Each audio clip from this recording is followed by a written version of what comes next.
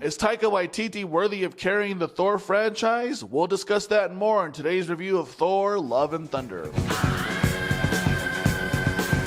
Hello NSIPers, Boots Too Big here with the Never Seen It podcast. Today we're talking Thor: Love and Thunder, starring Chris Hemsworth, Natalie Portman, Christian Bale, Tessa Thompson, and the Kiwi with only one wee-wee, Taika Waititi. Logline: Thor enlists the help of Valkyrie, Korg, an ex-girlfriend Jane Foster to fight Gorr the God Butcher, who intends to make the gods extinct. I thought this was a really fun movie, but it's not without its problems. The film opens with Thor saying goodbye to the Guardians of the Galaxy and everyone's favorite Christian, Chris Pratt.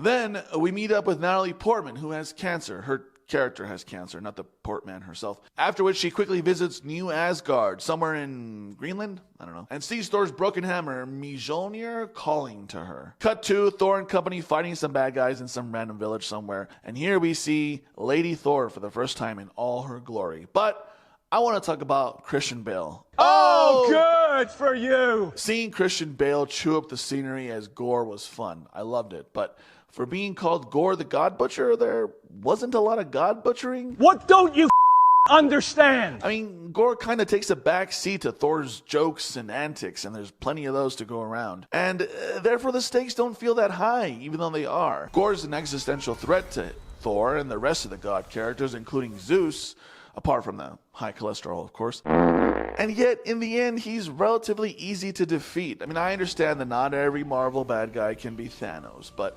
Gorr just never comes off as a threatening character or someone who has a threatening presence. Why are you trashing my scene? Random asides that I liked: Liam Hemsworth and Matt Damon reprising their roles as fake Thor and fake Loki respectively, as well as the addition of Sam Neill as Odin, fake Odin. Russell Crowe as a pudgy Zeus who gets his shit handed to him by Thor with his own lightning bolt. That was good. The meaning of the gods in general was a great scene. I kind of wish there would have been more gods and therefore more god butchering, but alas, we didn't get that. A couple of things that I didn't like: the screaming goats. Yes, there are goats that scream. I'm lying on the cold, hard ground. And it gets old very quickly.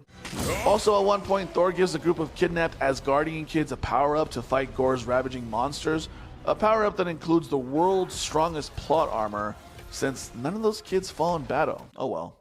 No Valhalla for them, I guess. With all that said, this was still a fun movie. 3.5 stars out of 5 on Letterboxd. You can find me on Letterboxd and across all social media at Boots Too Big. Follow the show, Never Seen a Podcast, at Never Seen a Podcast, neverseenapodcast.com. How many times can I say Never Seen a Podcast? This is the only show called the Never Seen a Podcast that's worth listening to.